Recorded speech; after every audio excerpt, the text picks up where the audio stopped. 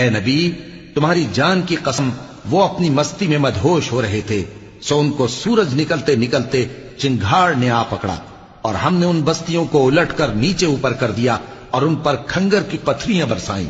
بے شک اس قصے میں اہل فراست کے لیے نشانی ہے، اور وہ بستیاں اب تک شام جانے والے سیدھے رستے پر موجود ہیں۔ بے شک اس میں ایمان لانے والوں کے لیے نشانی ہے۔ اور بن کے رہنے والے یعنی قوم شعیب کے لوگ بھی گناہگار تھے، تو ہم نے ان سے بھی بدلہ لیا، اور یہ دونوں شہر کھلے رستے پر موجود ہیں۔ اور وادی ہجر کے رہنے والوں نے بھی پیغمبروں کی تکذیب کی، ہم نے ان کو اپنی نشانیاں دیں اور وہ ان سے منہ پھیرتے رہے، اور وہ پہاڑوں کو تراش تراش کر گھر بناتے تھے کہ امن و اطمینان سے رہیں گے۔ آخر زوردار آواز نے ان کو صبح ہوتے ہوتے آ پکڑا، اور جو کام وہ کرتے تھے وہ ان کے کچھ بھی کام نہ آئے۔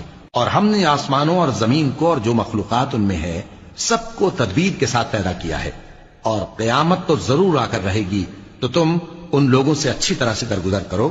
کچھ شک نہیں کہ تمہارا پروردگار ہی سب کچھ پیدا کرنے والا ہے، جاننے والا ہے۔ اور ہم نے تم کو 7 آیتیں جو نماز میں دہرا کر پڑھی جاتی ہیں، یعنی سورہ الحمد اور عظمت والا کلام عطا فرمایا ہے۔